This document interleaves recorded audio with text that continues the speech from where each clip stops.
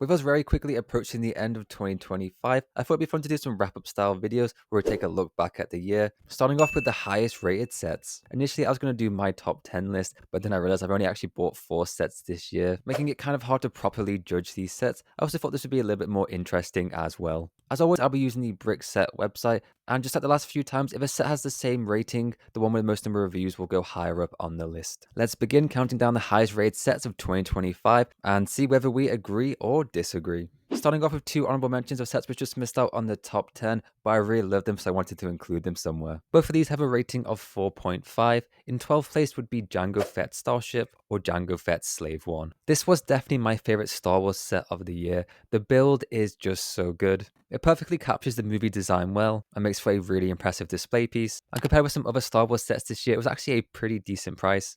Looking at Republic Juggernaut. And it was really amazing to get a brand new Jango Fett after all these years, and the minifigure itself was great. And it was also pretty cool they released a playset version as well for a cheaper alternative. And then what would come in 11th place is Tudor Corner. Now, I would definitely have this set much higher up on the list, as I think it's one of the best modulars ever made. But then I might just be a little bit biased, as this has some classic British architecture. So the build is just amazing. I love it so much. It looks great from the exterior and has an amazing interior. And like pretty much all modulars, it was an amazing price. So I love both of these sets, so I had to mention them. And I think they both definitely deserve a place in the top 10, and I'm kind of surprised they aren't in there. But now officially beginning the top 10 countdown, starting off with ratings of 4.6. In 10th place is the Arctic Truck from Lego City. And this is a really great set. The truck build looks so good. The truck looks great from the exterior. I love the color scheme. It has a rooftop observatory on top and a really nice interior with a lab, a bathroom, as well as a kitchen and bedroom. The set also contains a really well-made snowmobile, as well as a cave with some Arctic wolves in it,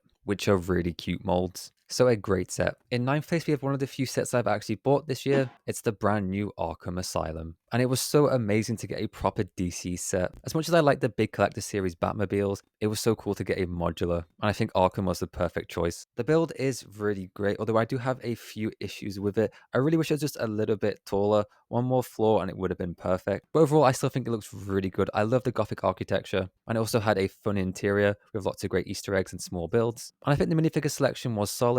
There's lots of great new prints. I just wish less villains were in their jumpsuits. As well, I think instead of characters like Batwing and Batwoman, it would have been great to get some exclusive villains like Black Mask or a minifigure Clayface. So out of all the sets that I've bought this year, this would definitely be my favorite, but that's not a very big list. Then coming in 8th place, we have an ideas set. We have the minifigure vending machine. Now, as a kid, I was obsessed with these. They used to have them in the supermarket that my parents shopped in, so I'd pretty much go with them every single week just so I could get one of the toys inside. So I love the concept and build behind this set. I think the build looks great, and I absolutely love the feature how you can actually put in a coin, twist it, and a minifigure will actually come out. It's a really amazing play feature. It also had a great minifigure selection of over 16 minifigs, based around themes like castle, space, Fabuland. My only issue with this set was the price. It was pretty expensive, especially as it isn't a licensed set, but still it was an amazing build and made me super nostalgic.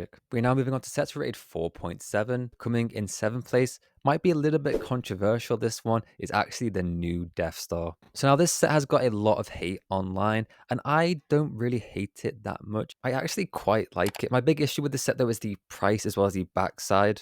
It really should have been the Death Star split in half in my opinion. But it is a massive set. It's over 9,000 pieces, and seeing this in person is really impressive. In terms of the interior builds, I think it looks really good. And it has 40 minifigures, so a crazy amount. But I do think some of them should have had a little bit more printing on them. So it is an impressive set. And if you can afford it, you probably would love it. Unfortunately for me though, it's way out of my price range. I'm not sure if I'll make it onto my top 10 list, but I certainly don't hate it like some people do.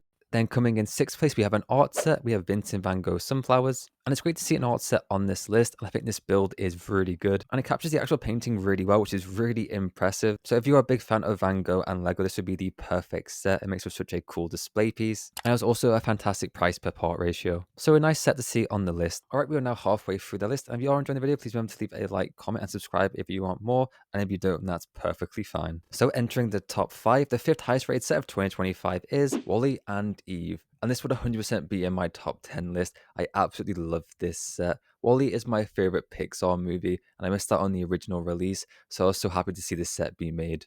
All 3 builds look really good. They look super accurate to the movie, and also this set was an amazing price. It was only £60 for 811 pieces, so this is just a perfect Lego set. 3 really great builds and a really good price, and I'm so happy to see a Lego WALL-E again. And next up, in 4th place, we have a 3-in-1 creator set. We have the Medieval Dragon. A set that I actually forgot about, but seeing it again, I remembered how impressive it actually is. First up, taking a look at the dragon build, I think it looks really great. I love the green and red color scheme used for it. It's also a really impressive size of 38 centimeters long and 52 centimeters wide with the wings. So if you're a big fan of dragons and classic castle, this would be an amazing set to get. And of course, with it being a 3-in-1 creator set, there's 2 alternative builds. There's also a sea serpent, which looks just as good, and then a great phoenix design. And as well, the price was really good. It was £55 for 715 pieces. So another really good set, and it's nice to see a creator set on this list. Alright, we are now entering the top 3 highest rated sets of 2025, all of them with a rating of 4.8.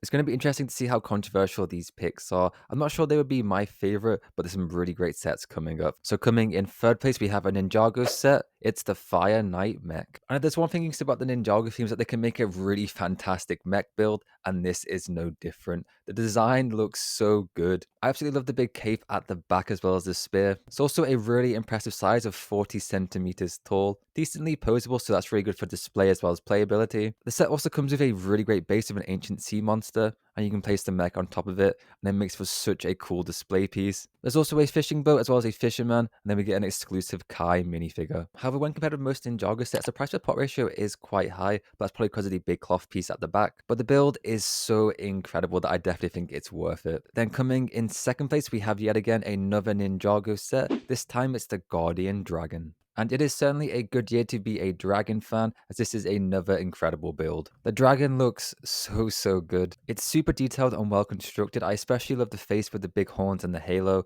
and then the wings look amazing. Unlike the previous set, you do get a base, you get a small waterfall, a lantern, as well as an arch. And in total, it's over 40 centimeters tall, so another really impressive display piece. And then you get an exclusive Master Wu minifigure who looks really good. Overall, an absolutely fantastic set, and certainly my favorite Ninjago set of the year, and definitely deserves a space on the list. Finally, we're on to first place. So what is the highest rated set of 2025 with the most number of reviews? It is the Going Merry Pirate Ship. Now, I must admit, I haven't actually watched One Piece or read the manga, but as a massive fan of LEGO pirates and pirate ships in general, I really do love this set. The build is great, and from what I've seen from the show and the anime, it captures the design really well. I absolutely love the sails, they're really amazing. The figurehead looks great, you also get the rudder as well as the mango trees. Has a small interior of a workshop and a kitchen. It's a pretty good size as well of 38 centimeters long, as well as 34 centimeters high. And considering it's a licensed theme, the price is also really good. It was only £120, and it contained 1,376 pieces.